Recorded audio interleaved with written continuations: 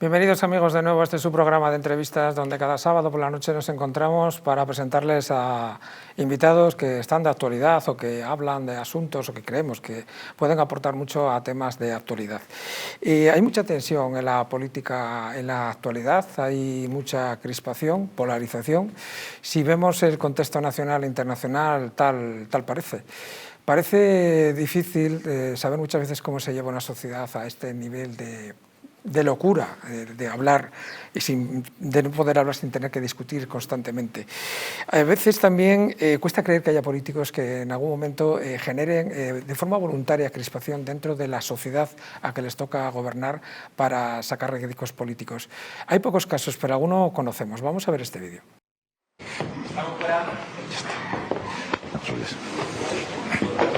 Bueno, muy bien, ¿qué pintas tenéis? ¿Qué pintas que son tenéis? Bien. Lo que pasa es que yo creo que nos conviene que haya tensión. Me parece que conviene muchísimo. Yo voy a empezar a partir de este fin de semana a dramatizar un poco. Ya. Pero nos conviene mucho. La nueva gente, bueno. Bueno, pues como ven, era una persona muy conocida en este país, José Luis Rodríguez Zapatero, que a las preguntas de un periodista a la salida de una entrevista le decía que para las elecciones que iba a generar tensión, porque, bueno, al final lo dice claramente, ¿no? Sí, conviene que haya tensión. En fin, cosas que uno ve.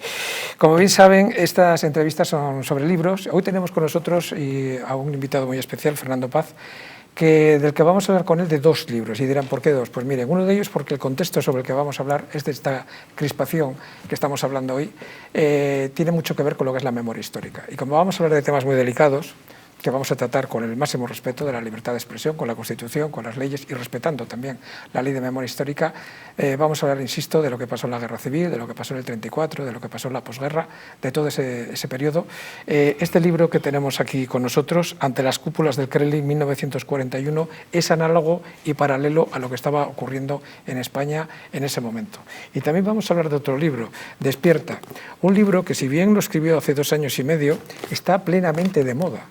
Todo lo que escribió Fernando Paz hace casi 3 años, ahora mismo se está demostrando que tenía razón en todo. Entonces le llamaron conspiranoico. Es historiador, es un prolífico escritor, columnista, es tertuliano. Es un hombre que por donde pasa deja huella porque es muy claro en lo que dice, como se dice vulgarmente, perdón la expresión, no se corta, y vamos a hablar con él durante este programa. Ya saben, entrevistas sin filtro, preguntas no pactadas, respuestas libres, comenzamos.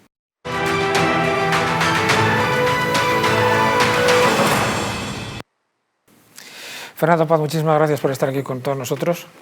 Pues es un placer estar con vosotros esta noche. Antes de nada, a pesar de que hace 2 años que escribiste este libro, Despierta, yo que lo he vuelto a releer, me llama la atención porque parece que alguien te pasó el cuadrante de lo que iba a ocurrir y resulta que lo has acertado prácticamente todo. Si te parece, luego vamos a charlar sobre él, pero antes de nada, ¿qué opinas del vídeo con el que hemos empezado el programa? Bueno, es un vídeo muy significativo, ¿no? Yo creo conocido de todo el mundo y que viene bien de vez en cuando refrescarlo, ¿no? Para que nos hagamos una idea de quiénes son los que nos gobiernan y qué es lo que pretenden. Conviene crear tensión y yo me voy a dedicar a dramatizar un poco, ¿no? Dijo el presidente de gobierno. ¿Por qué? Porque sabe que tienen que tensionar la sociedad para poder conseguir ellos sus fines. La generación de tensión es desde luego fundamental. Y además en el caso español se da una circunstancia, y es que, bueno, los dos bloques aproximadamente equivalentes en que están divididos la sociedad no tienen trasvase de votos entre uno y otro. Y entonces el hecho de que pueda ganar el uno o pueda ganar el otro se debe a la desmovilización del contrario. Es decir, a que el contrario no vaya a las urnas. Es necesario dramatizar y tensionar precisamente para que los propios no se desmovilicen y nos permitan seguir en el gobierno. Es lo que está diciendo de manera mucho más sucinta Zapatero, pero todos sabemos que efectivamente consiguió su objetivo de tensionar la sociedad. La historia de los últimos 50 años se divide en 2 partes, una hasta 2004 y otra a partir de 2004. Hemos entrado en otro régimen, en otra cosa, que mantiene epidérmicamente las mismas características que el anterior, pero que realmente, en un sentido profundo, es otra cosa, otro régimen. ¿Qué opinas de la celebración del 50 aniversario de la muerte de Franco y sobre todo de los 100, decimos pronto, la convocatoria de 100 actos para recordar la muerte de don Francisco Franco, de Franco? ¿Lo esperabas o te ha cogido de sorpresa? Bueno, lo esperaba, por resumirlo. Sí, claro, lo esperaba, no me extrañó gran cosa. Es una tercera vuelta de tuerca en una continuidad ideológica y legislativa de los gobiernos de izquierda, que por supuesto los del Partido Popular no han tenido ni el coraje, ni la decisión, ni las ganas de detener. Digo un tercer paso a partir de una primera ley de memoria histórica, posteriormente una ley de memoria democrática llamada así, y en tercer lugar, como corolario de toda esta tarta, la guinda de la celebración de los 100 años, que no sé, de los 50 años, a través de 100 actos, que no sé si se van a celebrar los 100 actos, porque las informaciones que tenemos y la percepción que hay de todo este asunto realmente es bastante adversa al gobierno. Lo que se está publicando a través de los estudios demoscópicos, pero vamos, en la prensa generalista, es que una proporción muy alta de la población española está en contra de esto. Y eso sí que ha sido hasta cierto punto sorprendente para mí. Pensé que el gobierno en esto iba a tener más apoyo y verdaderamente se ha quedado solo. No sé si el otro día publicaba el diario El Mundo que había como un 14% o algo así solo de población que estaba a favor de este tipo de conmemoraciones en la forma en la que el gobierno las ha proyectado y las está llevando a cabo. Y por el contrario está generando un movimiento muy visible, particularmente en redes sociales, pero seguro que no solo, un movimiento muy visible en contra y un verdadero interés por conocer qué es lo que fue ese régimen tan denostado por aquellos que hoy rigen los destinos de España, o más que los destinos, los desatinos. Mira, sobre esto vamos a comentar, porque mira, muchos de los relatos que tú dices, efectivamente se está viendo medios de comunicación que están preocupados, medios de comunicación, podemos decir, si no afines, muy cercanos a la política del gobierno, a defender sus tesis y sus teorías, están hablando precisamente de eso. Pero hay relatos que nos explican, por ejemplo, que la seguridad social empezó después de la muerte de Franco, o por ejemplo, que los hospitales empezaron a crear o a construir cuando llegó Felipe González. O sea, cosas absurdas, pero es que, por ejemplo, vamos a ver esta noticia que salió hace poco. Badía del Vallès, una localidad de Cataluña de menos de 13.000 habitantes, resulta que el Instituto de Vivienda Franquista construyó 5.400 viviendas. Fernando, tú eres, aparte de historiador, eres una persona que en tus múltiples apariciones en medios de comunicación se nota que eres analista. Esto, como bien decías tú antes, no les penaliza. Sí, mira, yo creo que uno de los errores, al hilo de lo que tú comentabas antes, que ha cometido Sánchez en estas celebraciones es haber empezado con esa comparación que hizo con 1975. ¿Por qué no se sostiene? Porque si tú analizas el estado de España en 1975 y en 2025, pues los números lo dicen todo. Lo dicen todo en términos económicos, porque es muy evidente. Tú puedes ver lo que un español, un madrileño, fíjate que era la ciudad más cara de España, sigue siendo, con Barcelona y San Sebastián, paga por un piso, paga por metro cuadrado, en una zona como Plaza de Castilla, por ejemplo, lo que pagaba en 1975 y lo que pagaba hoy. Bueno, antes se tardaba 10 años en pagar, una familia tardaba 10 años en pagarlo con un solo salario, teniendo 4 hijos de media y normalmente y con mucha frecuencia, incluso otro familiar conviviendo en el piso, es decir, que podían vivir fácilmente 6, 7 personas, era muy habitual, y se tardaba 10 años en pagar ese piso. Hoy, pues... 30 años. Excuso decir, porque la gente que nos está viendo creo que tiene bastante idea al respecto. Eso me parece que es muy significativo. Pero más allá de la cuestión económica, donde España era un país, en fin, que éramos la 9ª potencia industrial del mundo, habíamos sido en los años 60 el 2º país en crecimiento del mundo después de Japón, en fin, los números y las cifras están ahí. Pero más allá de eso, era un país optimista, era un país con ganas de vivir, era un país que sabía que los hijos iban a vivir mejor que los padres. Hoy no tenemos no solamente esa seguridad, sino que tenemos la contraria. Saben que los hijos no van a tener ya el piso en el que vivieron los padres, salvo que lo hereden, sino que van a tener que compartir habitación probablemente en el extrarradio de una gran ciudad, ¿no? Y luego hay otra serie de datos, por ejemplo, pues como que son enormemente significativos sin ser económicos, pero que también reflejan, lógicamente, esa bonanza social. Datos como el número de suicidios. Comparemos el número de suicidios en 1975 y 2025. Por supuesto, la cuestión de la natalidad, eso lo sabe todo el mundo. Pero, por ejemplo, fíjate el dato tan curioso, el número de presos. El año en que muere Franco, 1975 en España hay 8.500 presos, con una población que es apenas una cuarta parte menos que la de hoy. Bien, a lo largo de la primera década... 36 millones había por ahí. 36 millones de españoles. A lo largo de la primera década del siglo XXI, la población carcelaria se ha acercado a los 85.000 presos. Es decir, casi 10 veces más. Hemos tenido 10 veces más presos en España, teniendo solamente una cuarta parte, un poquito más de población de lo que teníamos. No llega a una cuarta parte, porque es de 36 a 47 millones, pero en fin, teniendo un 20% más de población. Eso nos habla de una sociedad viva, de verdad, de una sociedad con esperanza, de una sociedad optimista, enfrentada a lo que tenemos hoy. Como no nos pueden vender un futuro de color de rosa o un presente de color de rosa, nos venden un pasado negro para que por contraste pues ellos se puedan colgar alguna medalla. A nivel de estudio social, antes los abuelos querían que sus nietos fueran lo mejor de la vida y ahora los nietos quieren que sus abuelos quitarles las pensiones. O sea, hemos conseguido en 40 años dar un cambio copérnico a lo que es la mentalidad de subsistencia de una sociedad. Es algo tremendo. Pero ahora que estabas hablando tú de declaraciones un poco extrañas, en el primer evento que se celebró en Madrid se ha dicho esto.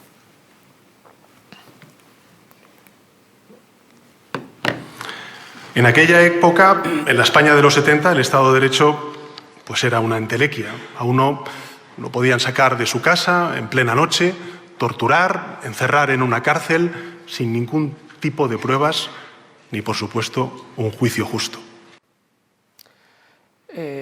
Vamos a ver, Fernando, tú ya habías nacido en esa época. Es verdad que en los años 70 en España podía entrar en tu casa, sacarte, torturarte, meterte en la cárcel sin juicio ni nada. No sé realmente qué le han contado a este señor, ¿verdad?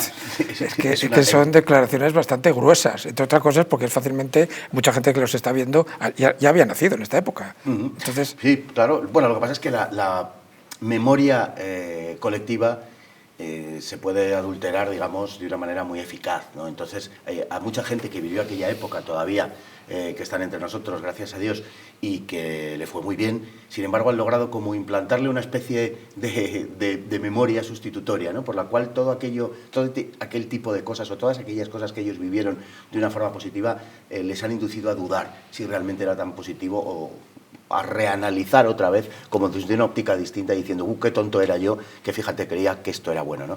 Esto es un disparate, esto que dice el señor Sánchez es un absoluto disparate y lo que hace, bueno, pues es proyectar la idea de que algunas de las cosas que indudablemente sucedieron en la posguerra porque el Estado era diferente, porque la situación histórica y el contexto era diferente, o en la propia guerra civil, pues nos quiere decir que durante toda la época de Franco todo fue igual, no cambió, el régimen fue siempre lo mismo, fue un régimen esencialmente represor, etcétera, todo este tipo de cosas.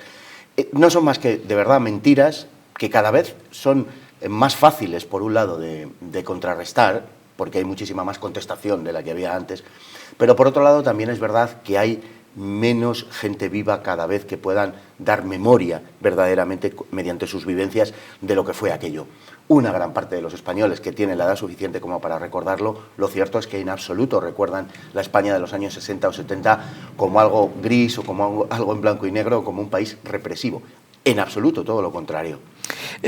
Con respecto al anuncio de esta efeméride, también ha habido gente contestataria. Vamos a ver esta noticia. Un manifiesto de 87 intelectuales, periodistas y políticos acusa de guerra civilismo al presidente del gobierno por los fastos del 50 aniversario. Tú, en tu caso, que eres historiador, ¿te manifiestas con este manifiesto? ¿Consideras que es innecesario, que es un guerra civilismo abierto?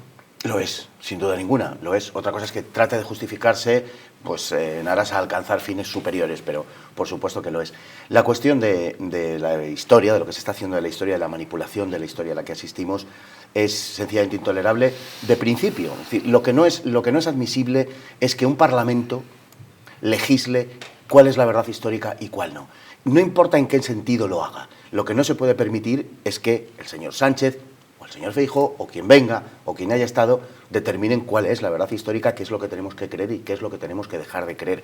Eso es inadmisible porque es la coerción de una libertad esencial, ya ni siquiera de una libertad política, sino de una libertad puramente humana. Oiga, yo puedo pensar lo que estime oportuno y puesto que lo puedo pensar, lo puedo expresar. Esto es puro derecho natural, ¿no? Bueno, pues en España hoy eso se está negando. en la práctica. Entonces, por supuesto, sí. Lo que pasa es que ellos, los que legislan, en este caso el Partido Socialista Obrero Español, el señor Sánchez, lo que intentan, como enlazando con el vídeo primero que veíamos de Zapatero, es justamente tensionar la sociedad. Ellos viven de generar enfrentamientos, y de generar enfrentamientos cuando no existían, cuando no los había. Todos los españoles hemos tenido familia pues en los dos bandos, porque es lo normal. Habrá algunos que solo... Yo en mi caso, que soy asturiano, que luego te voy a preguntar por el 34, si nos da tiempo, de las barbaridades que se hicieron allí, por los dos bandos, pero yo creo que si ha habido un sitio en España donde se han hecho auténticas barbaridades por parte de uno de los bandos, ha sido en Asturias, que luego hablaremos. Y además hay episodios curiosos en Asturias, sucedidos luego en la Guerra Civil. Pero la cuestión es eso, es decir, ellos lo que tratan es siempre de generar odio, de generar tensión y de enfrentar. No es solamente en esta cuestión, nos podríamos ir a cualquier otra, nos podríamos ir a las tensiones que generan, como dicen ellos, interterritoriales, es decir, entre españoles de distintas regiones, a las tensiones que generan entre hombres y mujeres, a las tensiones que generan, pues en fin, en una variadísima panoplia de asuntos de nuestra sociedad, cuestiones culturales, cuestiones políticas o cuestiones de cualquier tipo. Viven de eso, de generar tensión. Ahora que estamos hablando de temas de información sesgada y poco objetiva, vamos a ver este vídeo. Le decimos lo siguiente: yo quiero para mi hijo que tenga más posibilidades y oportunidades que yo. No quiero para él que mi madre no supo nunca escribir mi nombre y su padre escribía perfectamente. ¿Por qué? Porque durante los años donde no había democracia, a las mujeres no se les permitía estudiar. Fue una involución absoluta.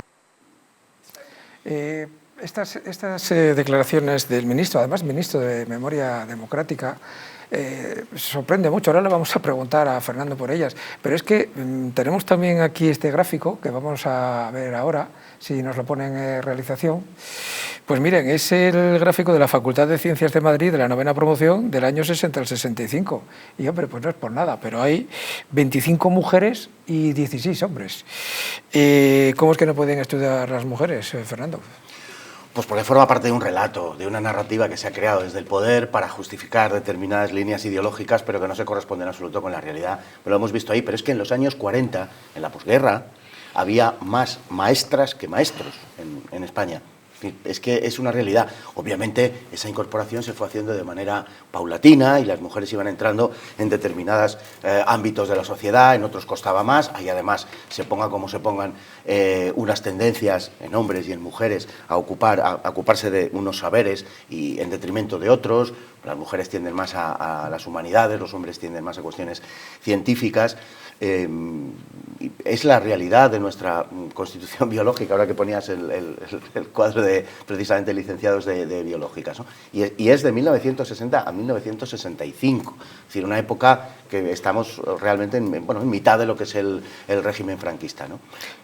Tú, Fernando, has sido, ahora creo que no, pero has sido profesor además de juventud, o sea, de secundaria, gente efervescente, con las neuronas a tope, que además ahí se nota mucho estos cambios, es cuando empiezan ya a madurar, cuando empiezan a tener ya el cerebro empieza a entrar en filosofía, ¿de acuerdo? Y la historia bulle como un volcán. ¿Tú no crees que esto, que era algo olvidado, que estaba tapado, no tapado, porque nunca se tapó, se hizo una transición que luego también te voy a preguntar por ella, más o menos modélica, y ya está, el volver a sacarlo ahora, ¿puede significar una especie de boomerang contra quienes creen que va a ser lo contrario?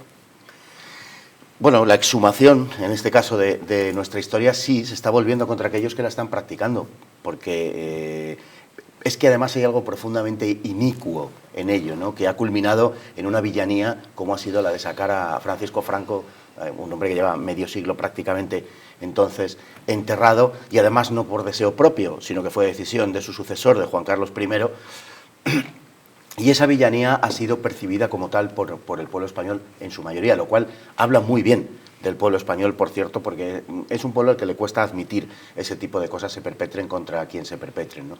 Entonces, yo creo que sí, sinceramente, y creo que la realidad social, y como he dicho antes, las encuestas y demás, se están volviendo contra los perpetradores. Y tú que eres historiador, ¿conoces algún país en el que solamente se haya gobernado para la mitad de su población? Hombre, al menos como propósito inicial de entrada, desde luego no. De hecho, todos tenemos en el recuerdo, en fin, y todos tenemos muy vivo pues las proclamaciones de diferentes presidentes de gobierno en la propia España, pero por supuesto también fuera de ella, en la que lo primero que dicen al llegar al gobierno es voy a gobernar para todos y es mi propósito ser el presidente de todos los españoles, o de todos los franceses o de todos los italianos, ¿no? En el caso nuestro se ha dicho reiteradas veces, excepto el que hoy nos gobierna, que lo que dijo por el contrario fue que iba a levantar un muro contra media España. Esto es así, ¿no? Eso se dijo en el debate de investidura. Eso, efectivamente, eso lo dijo él con toda claridad. Y es lo que está haciendo verdaderamente. Estábamos hablando antes con nuestro invitado que hay preocupación en ciertos sectores de la sociedad, y no solamente políticos, por el blanqueamiento que se está haciendo de la figura de una persona que murió hace 50 años, Franco, y de lo que está ocurriendo ahora, no solamente en España, sino en otros países. Vamos a ver este vídeo. ¡Viva Franco! ¡Viva! No me lo puedo creer. What is Viva Franco? No me lo puedo creer.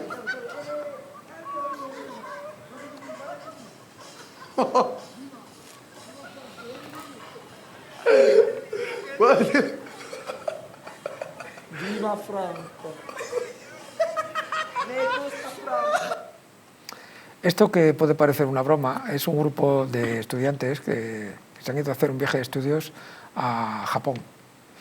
Y en Japón lo normal es que fuéramos referentes pues, por ser la tercera lengua más hablada del mundo, porque fuéramos de las universidades más importantes de la historia, porque estuviéramos en el número 1 de la inteligencia artificial. Somos noticia para la juventud, por las redes sociales, por Franco. Si somos por Franco es que alguien está hablando de Franco, y es bastante triste. ¿Tú crees que esto es normal? Pues no sé si es normal, pero es lo habitual.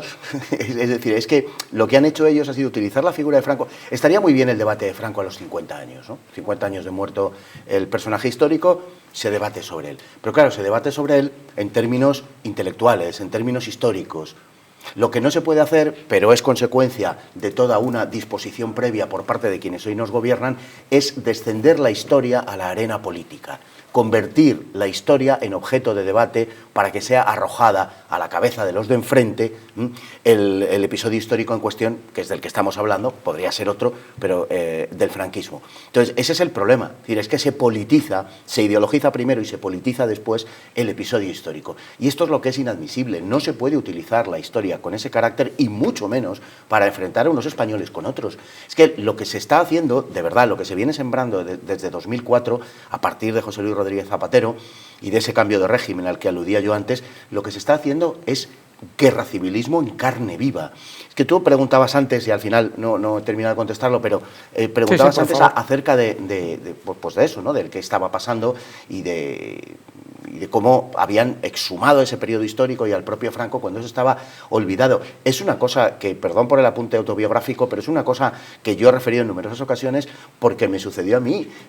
Cuando yo era pequeño, cuando yo tenía pues 8 o 10 años y me empezaba a interesar por estas cosas, mi familia, que por cierto, en los dos lados había estado con los vencedores, había estado con los vencidos, una parte de la familia era socialista y republicana y otra parte era anarcosindicalista, o sea, esa era mi familia y yo vengo de ahí, sí. Y siempre me decían, bueno, la guerra civil, estamos en los años 70, me decían, eso ya hace mucho, eso pasó, y claro, yo preguntaba cosas pero ¿por qué te interesa, hijo? Pero tal, no sé qué, me interesaba todo, y entonces eso, claro. Y cuanto más me decían que no tenía que preguntar, que era natural, más me interesaba y más preguntaba, ¿no? Y bueno, ese era el estado de la opinión. La gente no hablaba de la guerra civil en los años 70. No se hablaba, no. No se hablaba nada, pero no porque nadie, como bien has dicho, tuviera ninguna intención de ocultar ningún episodio ni nada, sino simplemente porque era algo de un pasado que era desagradable, en todo caso, que había sido terrible en no pocos, y por tanto, bueno, pues había que dejarlo ahí, en el pasado, sin más, como parte de la propia historia. Y luego, mucho más recientemente, fíjate qué ironía, estudiando el doctorado en la Facultad de Geografía e Historia de la Universidad Complutense, cuando yo, a finales de los años 90, muy a finales, o en torno al año 2000, a mí se me desanimó para que yo hiciera una tesis doctoral sobre la guerra civil porque era un episodio que no interesaba a la gente. Literalmente. Sí, sí. Y sorpresa que al cabo de 2 años estaba todo el mundo abriendo fosas, hablando de cunetas y de memoria histórica, ¿no? Ya estaba esa formulación de la memoria histórica, ya estaba, pero entonces solo formaba parte de los grupos más extremistas y radicales de la izquierda. Luego ese mismo programa, que en origen pertenecía a la izquierda más radical, fue asumido como un discurso central por el Partido Socialista Obrero Español, que al final ha hecho de todo este asunto de la memoria histórica bandera propia. Y cuando un partido hace bandera de algo, ya no lo suelta, porque le facilita hegemonizar su espacio político.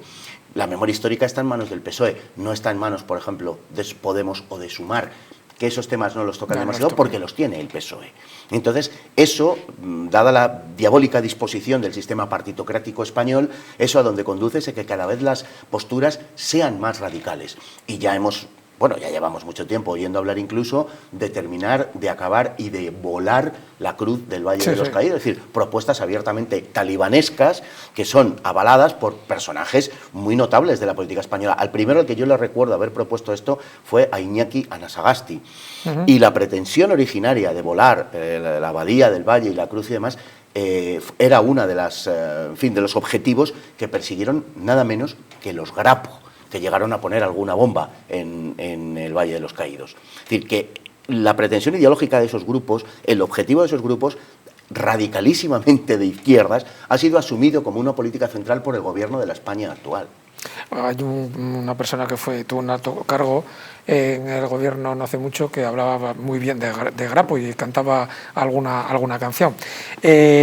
Vamos a ver, el problema está que cuando estas cosas salen de las redes y se llegan a la calle, empiezan a preocupar un poco. Vamos a ver este vídeo. Franco, es de Franco.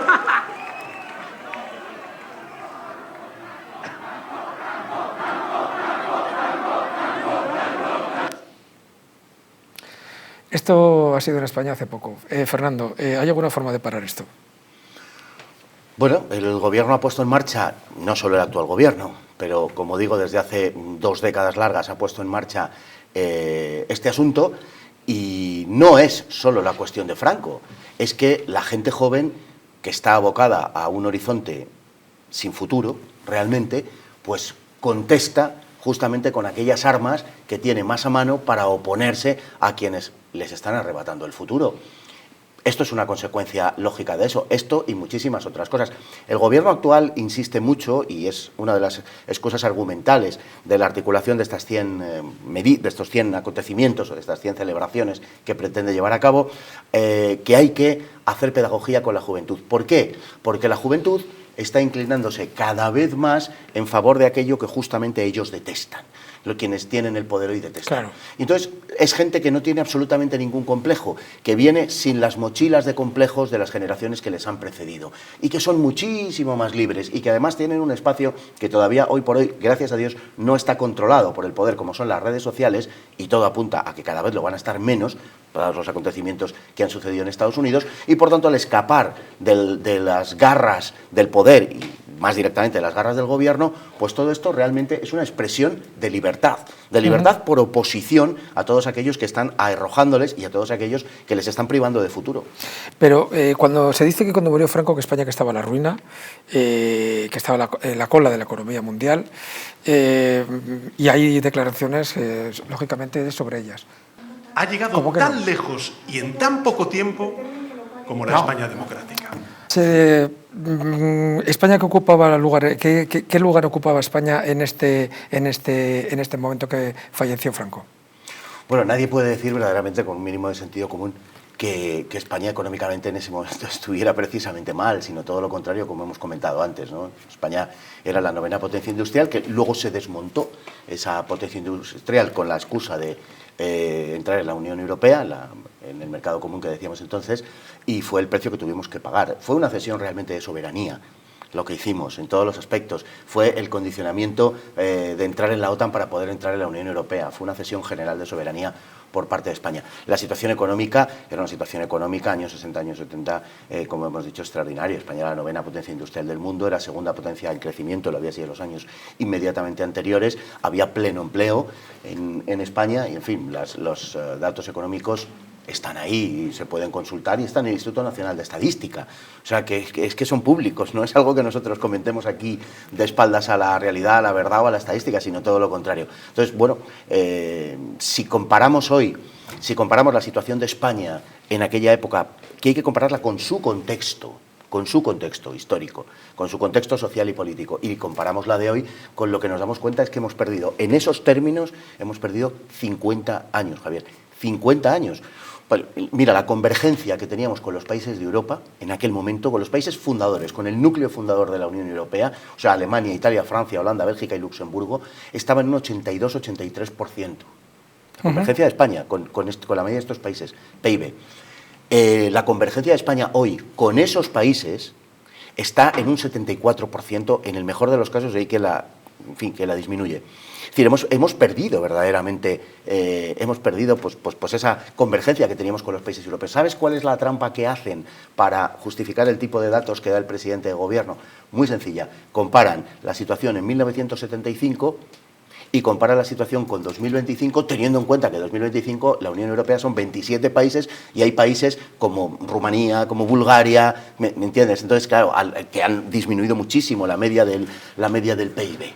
Pero si se compara con el núcleo, con el corazón de la Unión Europea, que es lo que procede, con los mismos países, comparemos con los mismos países de 1975 y en 2025, Javier, hemos retrocedido en términos reales.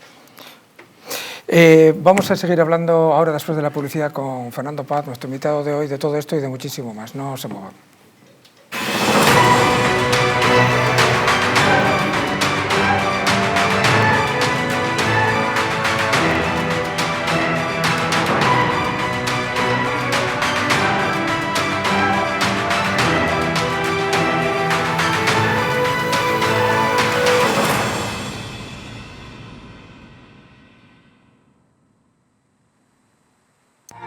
¿Una noche larga de fiesta con los amigos?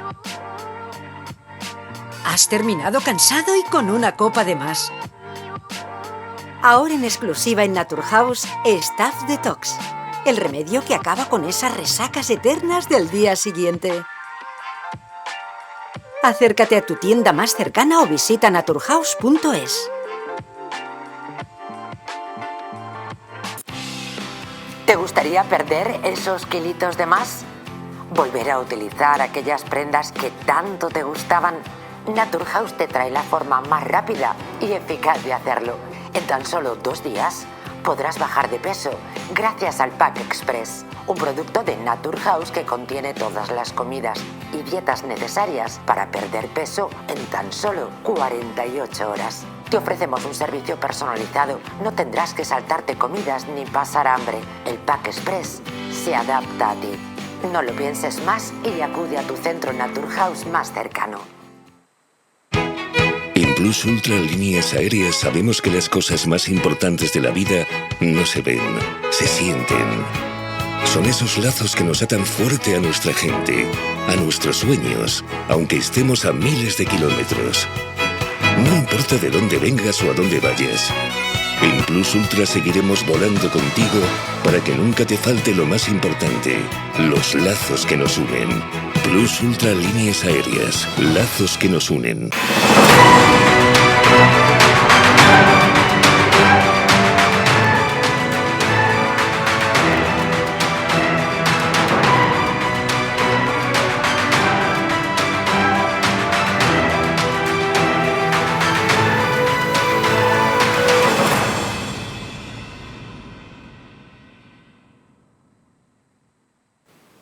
Continuamos, amigos, en el programa de hoy, en un sábado más, en Distrito TV, entrevistas en el Distrito.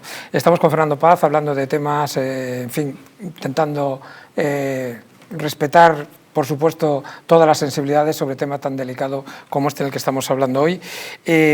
Fernando, antes hablábamos de lo de que se te pueda volver en contra. Siempre se ha dicho que ya habla uno bien de sí mismo porque hablarán los demás mal de todo, que eso es una norma de la vida, pero a veces hay cosas que a lo mejor salen mal. Y vamos a ver este titular, ni más ni menos que Le Figaro, un referente mediático mundial.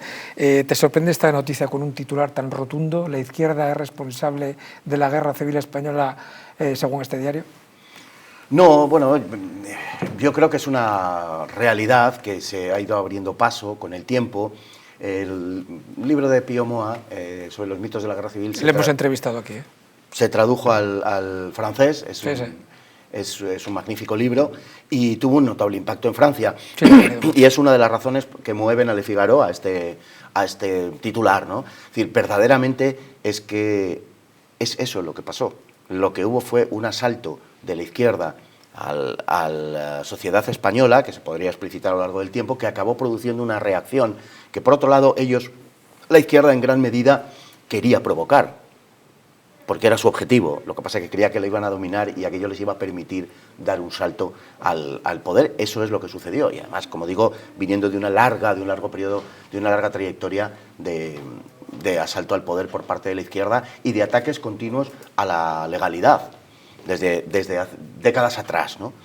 En consecuencia, no, es decir, este tipo de ideas se van abriendo paso porque es la realidad. Nos han dibujado un pasado que no ha existido, han generado una narrativa que es esencialmente falsa y, entre otras cosas, pues las leyes de memoria histórica y memoria democrática llegan hasta el 18 de julio del 36, ni una hora antes, porque no interesa, naturalmente, entrar en el análisis de qué es lo que sucedió y qué es lo que condujo a la sociedad española a ese enfrentamiento fratricida y quién había estado promoviéndolo desde décadas antes. Entonces, tiene su sentido contextualizado. Una pregunta que te voy a hacer muy delicada. ¿La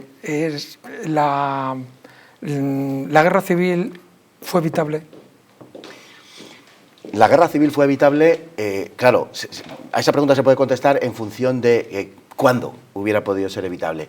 Yo creo que hubiera sido evitable, por ejemplo, si después de los hechos de Asturias, después de la Revolución de octubre de 1934 en Asturias, el gobierno hubiera puesto fuera de la ley, que es lo que procedía, a los partidos, sindicatos, juventudes y organizaciones en general que asaltaron la legalidad republicana en octubre de 1934.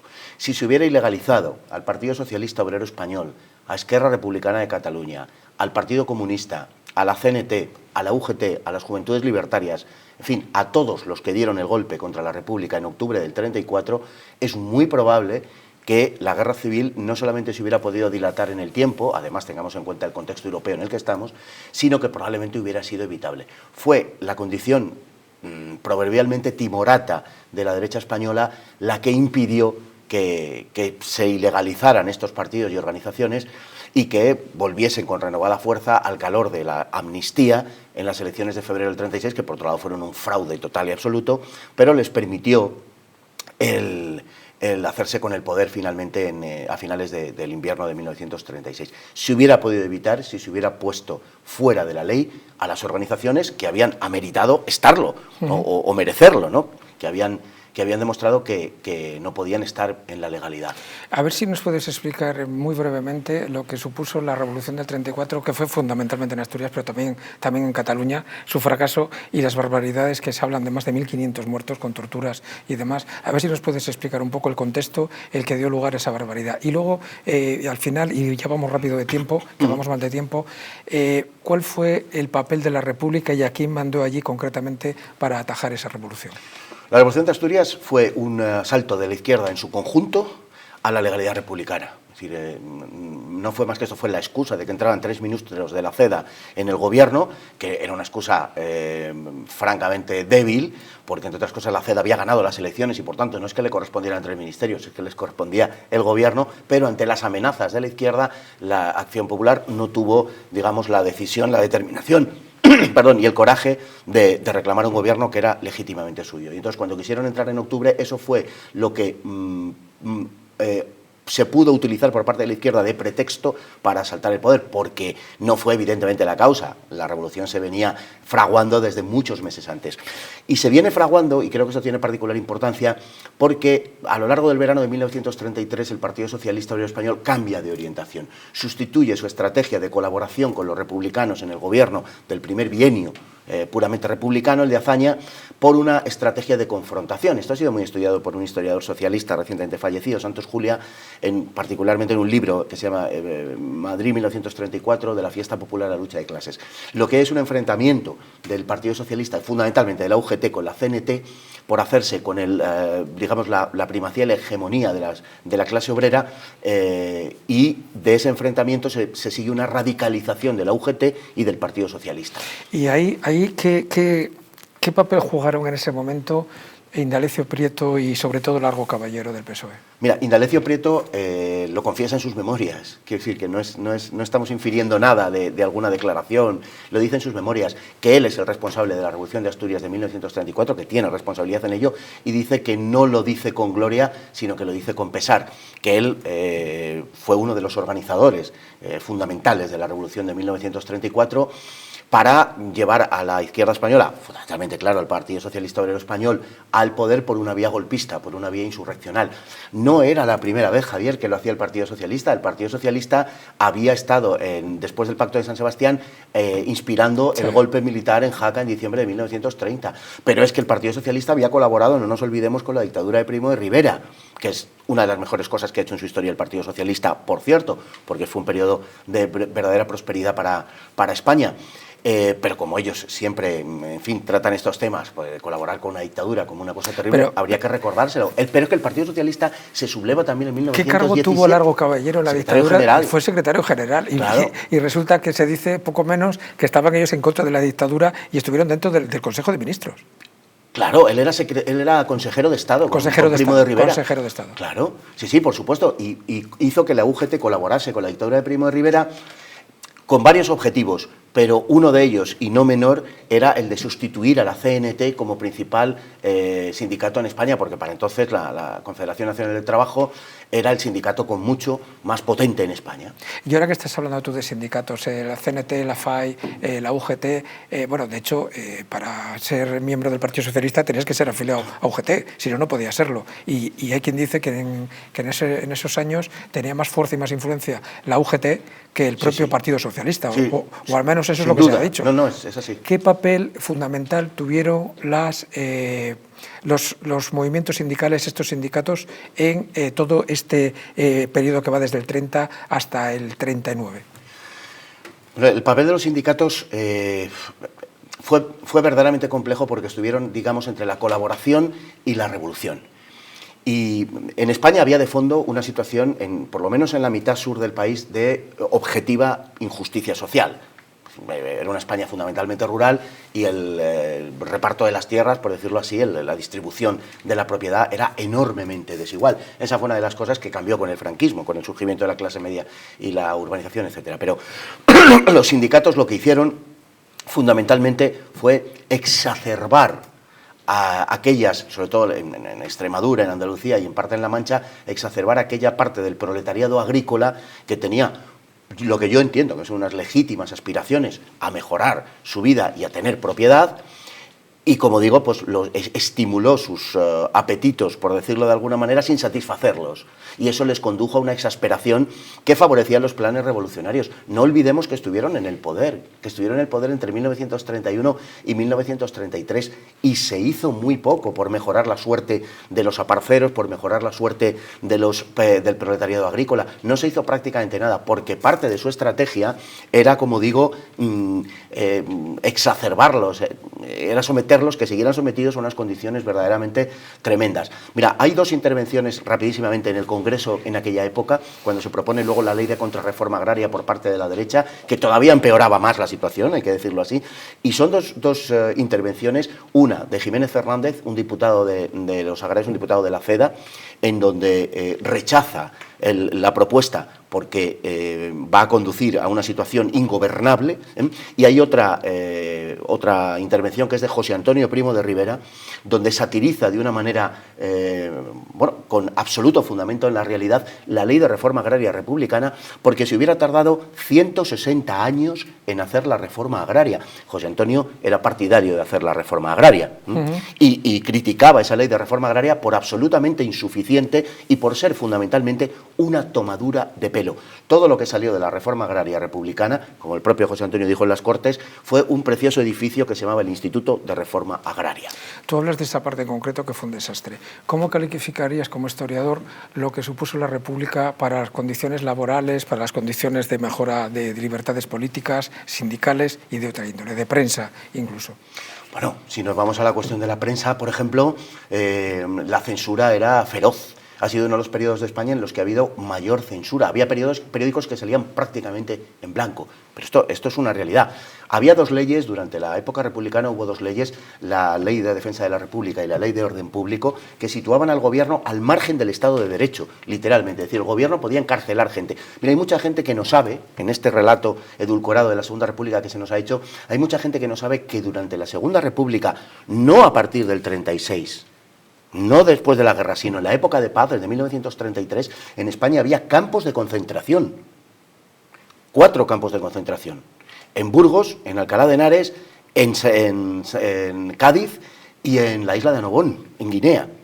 Y a los campos de concentración iban, o se enviaba a delincuentes irreformables, como se decía entonces, alcohólicos o vagos, que eran parados de larga duración, lo que llamaríamos hoy, porque la ley de vagos y maleantes es una ley de hazaña, no es una ley de Franco, es una ley de hazaña. Bueno, pues se les enviaba a campos de concentración, repito, yo sé que hay gente a la que esto le va a hacer colapsar, porque claro, les han contado una Segunda República idílica, paradisíaca. Pues mire ustedes, esto era la Segunda República. Había lo que podemos entender, sobre todo a través de Jiménez de Asúa, que era el gran cerebro jurídico del Partido Socialista Obrero Español y que conocía muy bien el derecho alemán a través de la llamada Escuela de Kiel, el derecho de autor. Es decir, la situación distaba, como digo, muchísimo de ser una situación idílica, sino todo lo contrario, fue de tensionamiento, recordando otra vez las palabras de Zapatero al principio, tensionamiento permanente de la sociedad. ¿Qué fue lo que dio pie, Fernando, a esa feroz persecución contra todo lo que tenía que ver con la Iglesia Católica? Bueno, ¿Cuándo empieza? Desde el primer momento. Sí, uno de los problemas, quizá analizado y en última instancia, la Segunda República fracasa porque no fue planteada como un régimen para todos los españoles desde el principio, era un régimen para los republicanos. Hay una larga tradición en el liberalismo español, lo vemos en todo el despliegue constitucionalista del siglo XIX, donde se entiende que las constituciones, al contrario de lo que en teoría al menos son en nuestro tiempo, un cauce para la convivencia en el que debería caber todo el mundo, las constituciones en el siglo XIX no se hacían para eso, eran constituciones de partido, y eran constituciones para arrojarle al prójimo en la cabeza, y por eso se cantaba aquello de traga la Carlistón, traga la Constitución. Bueno, pues luego los moderados hacían las suyas contra los progresistas y los progresistas contra los moderados. Bueno, de esa tradición de profunda intransigencia del liberalismo español, del liberalismo radical español del siglo XIX, nace realmente la Segunda República, que no tuvo ninguna vocación de convivencia, que el propio Alcalá Zamora dijo es una constitución para una guerra civil. Lo dijo el propio presidente de la República, y digamos que el gran problema es que la República nace así, sin esa voluntad de convivencia. En consecuencia, antes de un mes, las iglesias y los conventos de Madrid, y no solo de Madrid, de Levante y de Andalucía, ardían. Y ardían en unos episodios que fueron dirigidos por autoridades locales. Hasta tal punto que el propio Azaña, en sus diarios, en agosto del 32, en una entrada de sus diarios, dice: recibo al que organizó la quema de conventos del año pasado. Es decir, estaba perfectamente organizado e inspirado desde determinadas instituciones. No es ningún secreto que fueron inspiradas y fueron dirigidas por destacados masones, algunos de los cuales pues, eran personajes de gran relieve en la España de entonces. De hecho, cuando vino el exilio, muchos se fueron a México, que era la cuna y reserva de donde estaban los masones, ¿no? No es casualidad que el Partido Socialista se exilie en México, efectivamente. Vamos a ver otra pregunta que te voy a hacer. Mucho se ha escrito, se ha hablado, hay un relato que Franco siempre quiso la guerra civil y que fue el causante de todo. Sin embargo, hay otras versiones que dicen que él decide tomar parte, era de los generales, entonces el más reacio. De hecho, se dice, que no sé si es verdad, quiero que nos lo aclares tú, que él al principio fue leal a la República, eso lo que pasa que vio cosas como la muerte de dirigentes de la oposición. ¿Qué fue lo que da pie a que Franco decida finalmente dar el paso hacia adelante y acabar como acabó todo? Franco no se decide, como muchos españoles, por otro lado, hasta que no se produce el asesinato de Calvo Sotelo el 13 de julio. ¿Tú crees que eso fue fundamental? Sí, Franco estaba en el conocimiento de lo que se fraguaba, de la conspiración, sobre eso no cabe ninguna duda, pero precisamente por eso Franco se mostraba particularmente reacio a tomar parte en ella. Y bueno, se le fueron enviadas varias embajadas para que se comprometiese de un modo más decidido, y Franco siempre se negó a hacerlo. Es más, él avisa al gobierno unas semanas antes de que se produzca, diciendo que el gobierno debería reconsiderar una reconducción de la situación, porque se puede ir de las manos y puede acabar provocando, en fin, lo que finalmente acabó provocando. Franco era un hombre de natural conservador, realmente era un conservador monárquico, un hombre de derechas, genéricamente hablando, y los conservadores en general no suelen ser muy revolucionarios, no suelen ser muy subversivos, y desde luego fue el último en sumarse, por decirlo así, a la sublevación.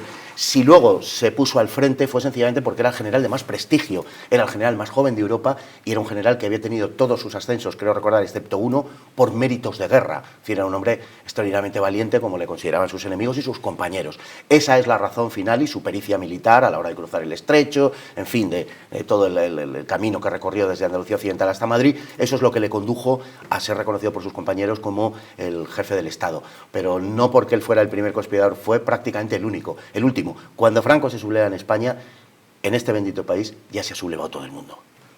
En el libro que tienes aquí, Ante las cúpulas del Kremlin, de 1941, hablas de ese periodo preguerra de la Guerra Mundial. ¿Qué fue lo que hizo Franco para que España fuera neutral en esa tragedia? Bueno, fue enormemente complicado. Mantener a España la neutralidad fue muy, muy complicado.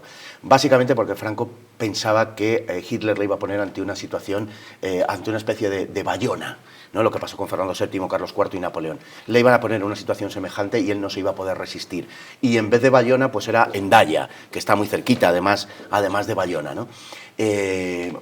Las presiones fueron gigantescas, fueron enormes para que España participara en la guerra, sobre todo a partir de comienzos de agosto de 1940, el día 2, el ministro de Exteriores alemán, von Ribbentrop, envía un telegrama a Storer, que es el embajador alemán en Madrid. Le dice: lo que queremos conseguir ahora es que España entre en la guerra, en el contexto de una estrategia de agresión periférica de Alemania a Gran Bretaña, y España está en un equilibrio muy, muy, muy precario. Alemania le plantea unas exigencias enormes y España se logra resistir, bueno, haciendo todo tipo de trucos y todo tipo de trampas. Es verdad que se firma un tratado con Alemania para entrar en guerra, pero claro, Franco se reserva la fecha, que en consecuencia lo que se firma en Hendaya no tiene ningún valor. Dos preguntas para acabar, nos quedan 3 minutos de programa y ya acabamos. Una de ellas, que una vez que llega la guerra, se pasa la guerra, la posguerra, llega la dictadura de Franco. En esos años, ¿qué papel político hace en el exilio los partidos de izquierda? ¿Cómo lo calificarías tú? Bueno, a todos los efectos no existieron. Es decir, hay un primer exilio que es el de 1939, hay uno primero, y es que mucha gente, fundamentalmente del lado del Frente Popular, sale de España, y esos muchas veces se apuntan como exiliados, pero lo son de la zona republicana en su gran mayoría. Y luego hay un segundo exilio, que efectivamente es el de 1939, en donde se va casi 500.000 de españoles, de los cuales 3/5 partes vuelven en los siguientes meses a España. Lo que queda fuera de España son, obviamente, los más comprometidos, los más militantes de los distintos partidos. Al principio, lógicamente en Francia, son recluidos en campos de concentración por los franceses, maltratados las más de las veces, algún familiar mío vivió aquello, y los partidos, en principio, prácticamente desaparecen, con la excepción del Partido Comunista, del PCE, que encuentra asilo en Moscú, en la Unión Soviética. El resto se las tiene que componer como puede. No tiene realmente ninguna influencia en la política española ni en la política mundial. Son como una especie de entes fantasmagóricos que ni siquiera hoy son propiamente reivindicados por sus sucesores. Una última pregunta. En este programa siempre hacemos alguna pregunta delicada, en tu caso la he dejado para el final. Hay mucha gente que escuchándote puede pensar que todo el que no hable mal de ese periodo es que está mitificando la figura de Franco. Creo que alguna vez algo así te han dicho. ¿Te preocupa, te fastidia o te la trae al pairo? Me trae absolutamente sin cuidado. ¿Tienes la sensación de que la historia que se está contando no es que sea todo el mundo que gana siempre intenta cambiar la historia, eso está claro? Siempre se ha dicho que la historia de las guerras la han escrito los vencedores. Menos en España. Eso lo has dicho tú. ¿Tú no crees que todo este torrente de cosas nuevas que están saliendo, gente que ni le preocupaba, pueda darse la circunstancia de que empiecen a haber cosas que pongan en entredicho el relato oficial. Está pasando, ha habido una labor de una serie de gente que ha trabajado pues, en la historia y en el pensamiento en general, que han ido sembrando durante años y está sucediendo ahora, así es, Javier, efectivamente, eso está pasando. Hay una reacción contra quienes hoy tienen la sartén por el mango a la vista de lo que hay y a la vista de que es perfectamente comprobable que muchas de las cosas que dicen son mentiras, con mayúsculas, y lógicamente eso produce una reacción, porque la gente al final busca la verdad. Tienes un canal de YouTube que además tiene mucho éxito, tienes las cámaras que para decir al público dónde lo pueden encontrar y cómo se llama. Pues se llama El Búnker Bar y analizamos cuestiones de actualidad y también, bueno, pues muchas cuestiones de fondo y relacionadas en ocasiones también con la historia. Así que, bueno, si quieren entrar en El Búnker Bar, yo les invito, que seguro que indiferentes no se van a quedar. Ante las cúpulas del Kremlin 1941 que tenemos aquí, y también tenemos Despierta, un libro que les puedo asegurar que les va a llamar muchísimo la atención porque dice cosas que escritas hace 3 años que le llamaron conspiranoico y que ahora le están dando la razón, pero en todos los sitios. Pues Javier, el Congreso de los Estados Unidos hace un mes ha aprobado exactamente lo que tú has escrito aquí en el libro. Hace 2 libros, hace 2 años, 3 años ya. Sí, 3 años. Sí, salió creo en septiembre del 21, o sea que 3 años y medio, sí. Fernando Paz, ha sido un placer enorme. Lo mismo digo. Esta es tu casa. ¿Cuándo sacas el próximo libro? Pues estoy... ¿Todavía no? Tengo uno en ciernes, pero estoy empezando a elaborarlo. Si todo va bien, sería como para septiembre, octubre, pero pues bueno. Que sepas que esta es tu casa y te esperaremos si tú quieres para hablar sobre él, que estaremos encantados. Pues muchísimas gracias, de verdad, Javier, un placer. Entrevistas sin filtro, preguntas no pactadas, respuestas libres. Nos vemos el próximo sábado. Muchas gracias por estar ahí.